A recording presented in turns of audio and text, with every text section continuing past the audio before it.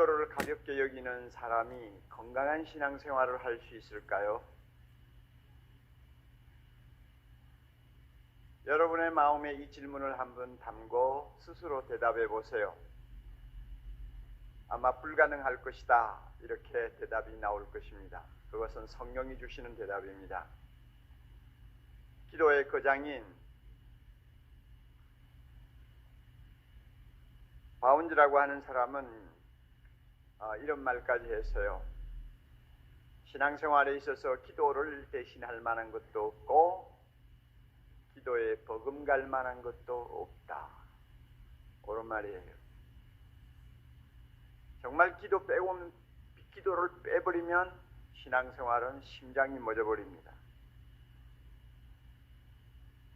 그러므로 예수를 믿습니까? 예수를 믿으면 누구든지 반드시 기도해야 합니다. 또 기도할 때 바로 해야 합니다. 그리고 기도할 때는 뜨겁게 해야 합니다. 반드시 해야 합니다. 바로 해야 합니다. 열정을 가지고 해야 합니다. 이것이 우리의 신앙생활의 진면모입니다. 예수님께서는 오늘 말씀에서 너희는 이렇게 기도하라 하시면서 유명한 주기도문, 사실은 주기도문이라고 하기보다는 제자의 기도를 가르쳐 주셨습니다. 너희는 이렇게 기도하라. 무엇을 암시한다고 생각합니까? 무엇을 경고한다고 생각합니까? 기도는 내 좋은 대로 하면 안 된다는 것이죠. 그러니까 이렇게 하라 가르치는 것입니다. 기도는 되는 대로 하면 안 된다는 것이죠. 그러니까 이렇게 하라 하고 가르치는 것입니다. 원칙을 배워야 한다는 것입니다. 기도에도 원칙이 있고 기도에도 법칙이 있어요. 그 법칙을 항상 마음에 두고 기도하는 사람이 되라는 말씀입니다. 우리는 주기도문 하면 외우는 기도로 늘 생각을 합니다. 그렇죠. 하도 많이 외우니까 주 2세기 교회에서는 교인들에게 하루 3번씩은 꼭 주기도문을 외우라고 그렇게 교회에서 가르쳤다고 합니다. 우리는 외우는 기도로 생각을 하는데 물론 외워야죠. 너무나 좋은 기도, 너무나 참 소중한 기도를 왜 안 외웁니까? 외우니까 자주 반복하죠. 우리 그렇게 합니다. 1000번, 100번이라도 우리는 외우면서 이 기도를 해야 할 것입니다. 그러나 꼭 기억하세요. 주기도문은 외우라고 주신 기도가 아니에요. 오히려 외우라고 주신 기도라기보다는 기도의 지침을 가르쳐주기 위해서 주신 것입니다. 기도의 권력을 우리에게 보여주시려고 주님이 가르쳐 주셨어요.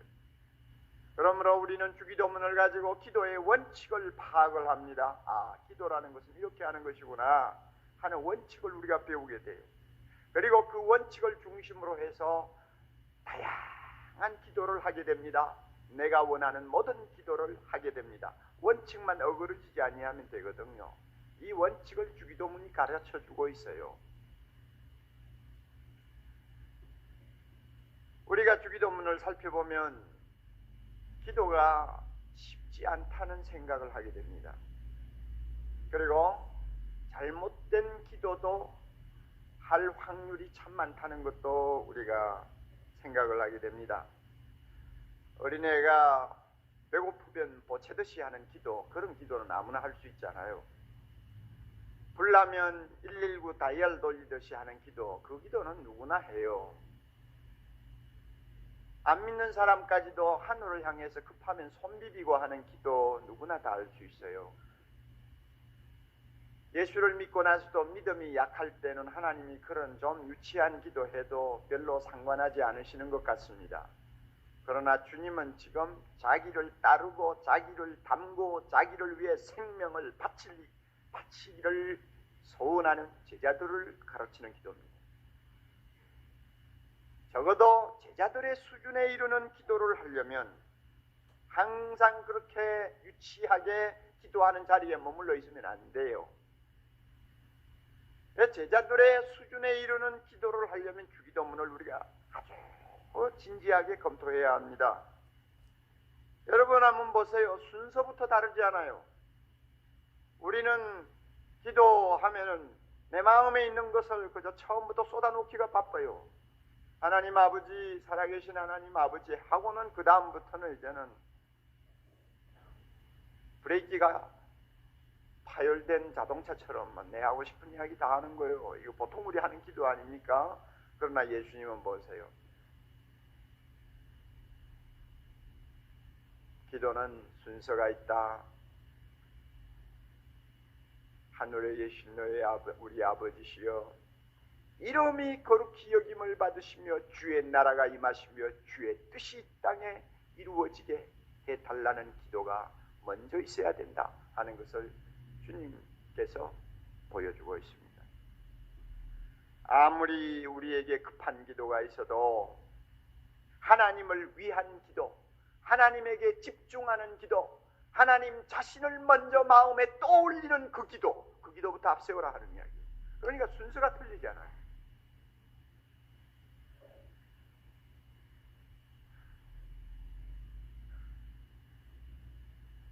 주님이 가르쳐 주시는 대로 기도할 때 비로소 우리는 아버지여 내 뜻대로 마옵시고 아버지의 뜻대로 하옵소서 하는 예수님의 모습을 닮은 제자다운 사람이 됩니다.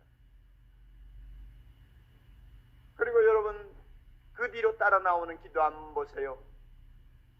별로 호감이 안 가는 기도들입니다. 오늘날 우리에게 일용할 양식을 주옵시고. 여러분 가운데 일용할 양식으로 만족할 만한 사람이 몇 명이나 되세요? 한번 손 좀 들어보세요. 일용할 양식이 뭐예요? 그날 먹고 마시고 끝나는 그것이 일용할 양식이요. 꼭 이스라엘 백성이 광야에서 아침에 나가 만나를 거두어 와가지고 하루 종일 그저 그것 가지고 빻고 찧어서 빵도 구워 먹고 그저 뭐 여러 가지 자기가 하고 싶은 요리를 해서 먹고 저녁 되면은 없어져요.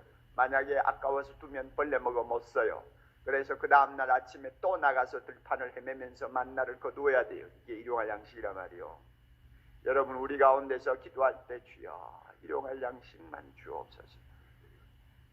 그런 기도하면서 만족할 사람이 우리 중에 몇 명이나 돼요. 대부분이 보면은 오고 하나님 아버지 내 하는 일에 축복하옵소서. 하늘의 복도 주시고 땅의 복도 주시고 떡반죽에 막 복이 넘치게 해주시고 주여 주여 이것도 주시고 저것도 주시고 뭐 나도 모르게 막 내놓지 않아요.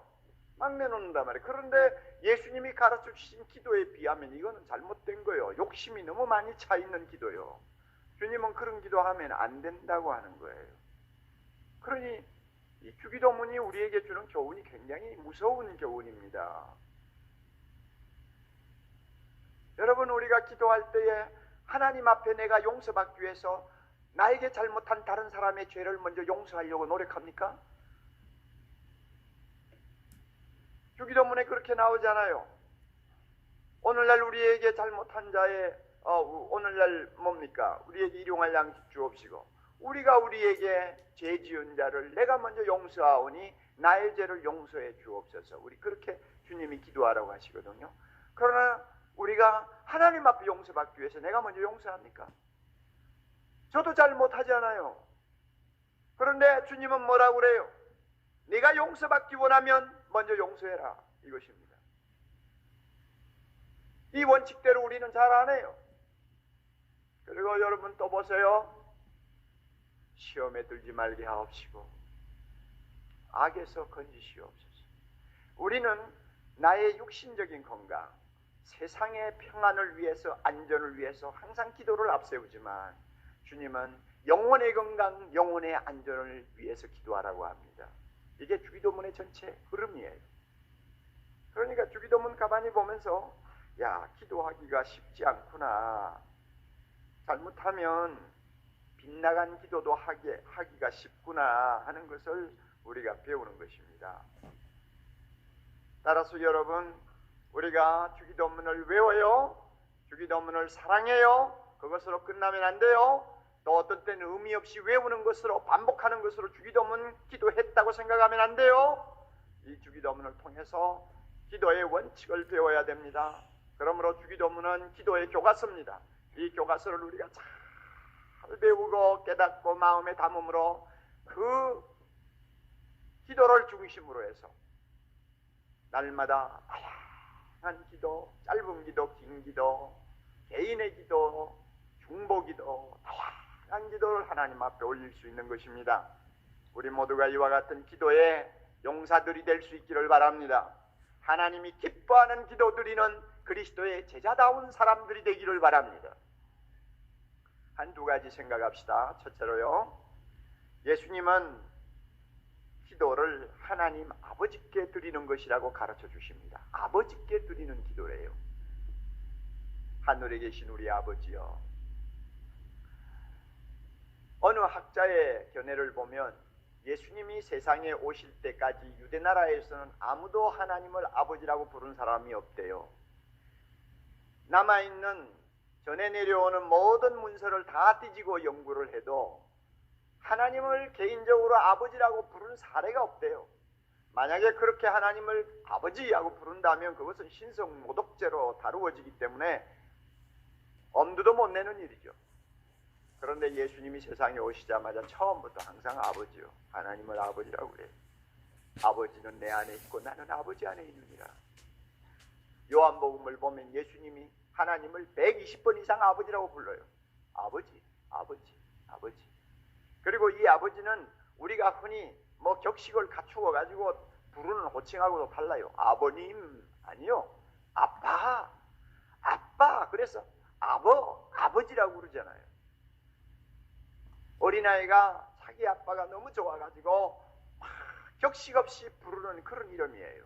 이런 이름을 우리 주님께서 부르시면서 특별히 기도할 때에는 하나님 앞에 어린애처럼 아버지라고 부르며 기도하셨습니다. 그리고는 우리를 보고 너희도 그렇게 기도하라 하시는데, 너희도 하나님을 아버지라고 부르고 기도해라.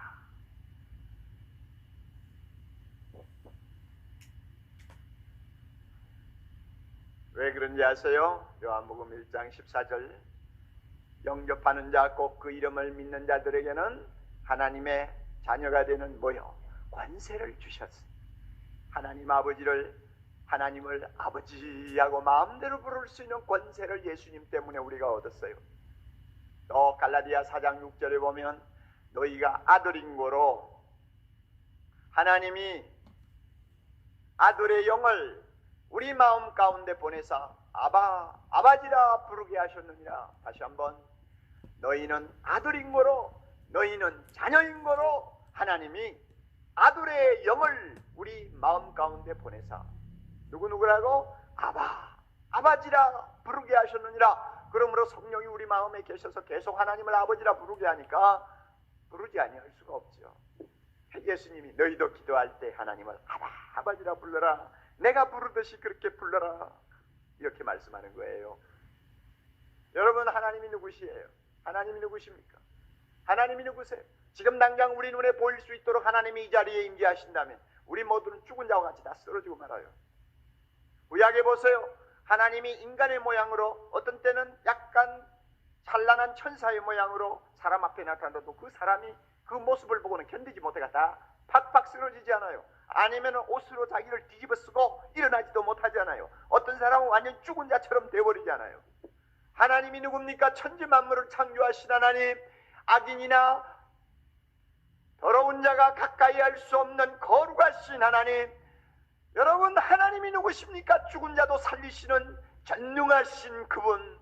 하늘의 스랍들과 하늘의 천사들도 그 앞에서는 얼굴을 가리우지 아니하면 감히 그 앞에 설 수가 없는 영광의 빛 대신 하나님. 그 하나님을 우리 같은 흙덩이가, 우리 같은 벌레 같은 존재가 아버지라고 불러요? 아빠라고 불러요? 있을 수도 없는 이야기예요. 그럼에도 불구하고 주님은 우리에게 그렇게 부르라고 그럽니다. 누구 때문에? 예수님 때문에 부르라고 그럽니다. 얼마나 큰 권세입니까? 얼마나 큰 영광입니까? 그래서 어떤 사람이 그랬어요. 주기도문 제일 앞에 나오는 하늘에 계신 우리 아버지여, 이것은 기도의 황금문이다 그랬습니다. 기도의 황금문이요, 하늘에 계신 우리 아버지 하고 부를 때 벌써 우리는 기도의 황금문을 마차 타고 들어가는 거예요. 그리고 하나님의 은혜의 보좌 앞으로 당당히 가서 아버지 하면 하나님이 오냐 하고 대답하시는 거예요. 기도가 잘 안 나와가지고 머뭇머뭇거리면 그래 괜찮다, 천천히 마음 놓고 해라. 우리 하나님 그런 분이에요. 그러므로 사랑하는 형제자매 여러분, 하나님을 아버지라고 부르면서 기도할 수 있도록 해주신 예수님이 우리 구원자 되시고 오늘도 하나님 우편에서 우리를 위해 기도하시는 중보자 되십니다. 이 놀라운 권세를 가지고 있으면서 기도하는 권세 특권을 장롱 속에 집어넣어 자물통을 잠가놓고 한 주일에 한 번 정도 기도할까 말까, 한 달에 한 번 정도 꺼내볼까 말까 하는 그런 어리석은 생활을 하지 마세요. 너무나 손해를 많이 봅니다. 두 번째로 생각할 거 있습니다. 기도는 어떻게 해야 하느냐 예수님이 가르쳐 주시네요. 하나님의 이름, 하나님의 나라, 하나님의 뜻을 항상 먼저 앞세우는 기도를 하라고 합니다.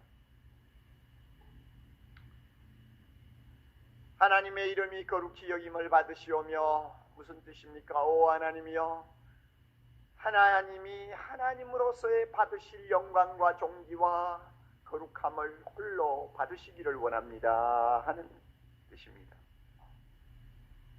하나님은 하나님으로서의 대우를 받아야 됩니다. 하나님의 이름은 절대로 모욕당해서는 안 됩니다. 하나님의 이름은 절대 사람들에게 무시당해서도 안 됩니다. 모든 존귀와 찬양과 경배가 그 거룩하신 이름에 올려져야 됩니다. 여러분 세상을 보세요. 여기저기에서 얼마나 하나님의 이름을 짓밟는 악한 자들이 많아요. 거룩하신 하나님을 얼마나 모욕하고 멸시하는 사람들이 많아요. 이런 사람들을 볼 때마다 우리의 가슴이 답답해지고 우리의 가슴이 찢어지지 않아요. 하나님의 이름은 존귀 여김을 받아야 되는데 사람들로부터 짓밟히고 모욕당하는 것을 보고 우리가 눈을 감을 때마다 무슨 기도해야 합니까? 하나님 부디 주의 이름이 높임을 받으시고 거룩히 여김을 받으시기를 원합니다. 하다 못하면 나 하나만을 통해서라도 하나님의 이름이 존귀 여김을 받기를 원합니다. 이런 기도가 우리 마음에서 나와야 되잖아요. 이것만큼 소중한 기도가 어디 있습니까? 하나님의 나라가 임하고 주의 뜻이 이루어지기를 기도하라고 했습니다. 그 기도를 앞세우라고 그랬어요. 주기도문의 주제는 하나님의 나라입니다. 예수님은 세상에 오셔서 첫 마디가 천국이 가까웠느니라, 하나님의 나라가 가까웠느니라 하는 것이었습니다. 그리고 일생 동안 하나님 나라가 이 땅에 임하여 예수 그리스도가 그 마음을 다스리는 거룩한 백성들이 이 땅을 가득히 메우기를 소망하면서 예수님은 그 일을 위하여 십자가에 죽으셨고 부활하셨습니다. 그리고 부활하신 후 제자들과 40일 동안 만나 예수님의 비전을 나눌 때도 그 비전의 주제는 하나님의 나라였습니다. 이만큼 하나님의 나라가 이 땅에 임하고 그 뜻이 이루어지는 것, 이것은 예수님이 마음에 평생 간직하던 비전이요 오늘도 하나님 나라에서 그가 기도하고 있는 제목이라고 저는 생각합니다.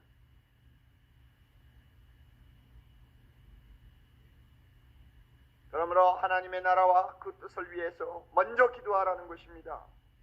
우리 예수님은 이미 지구의 종말, 역사의 종말을 예언하셨습니다. 그러므로 우리에게 말합니다. 너희들 기도할 때 아무 대안도 되지 않는 세상 나라를 앞세워가지고 먼저 기도하지 말고 하나님의 나라가 이 땅에 임하기를 위하여 기도하라, 그 말입니다. 베드로가 말한 것처럼 하나님의 날이 임하기를 바라고 간절히 사모하라는 말입니다. 여러분, 우리가 어찌 이 나라를 위하여 기도하지 않겠습니까?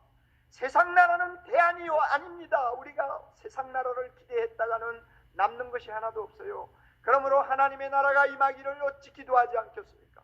주님이 통치하시는 그 나라가 임하여 이 땅에 있는 모든 심령들이 하나님을 찬송하며 이 세상에서 당한 모든 상처와 고통을 완전히 씻음받고 고침받고 영원토록 주의 이름을 찬양하는 영광을 누리기를 어찌 기도하지 않겠느냐 말이요. 아무리 나의 형편이 절박해도 그 절박한 기도 옆으로 제쳐놓고 하나님이여 주의 나라가 임하기를 원합니다. 어찌 기도하지 않겠어? 아무리 내가 하나님 앞에 당장 구하고 싶은 것, 급한 것 있어도 그것 잠깐 제쳐놓고 하나님이여 주의 나라가 먼저 임하기를 원합니다. 어찌 우리가 기도하지 않겠어요? 병이 나도 우리는 이 기도를 해야 합니다. 죽으면서도 이 기도를 해야 합니다. 부도가 나고 직장을 잃어도 우리는 이 기도를 먼저 해야 합니다. 왜? 이 기도만이 우리로 하여금 숨을 쉬게 만들고 소망을 갖게 하기 때문입니다. 또 하나님이 기뻐하는 기도이기 때문입니다.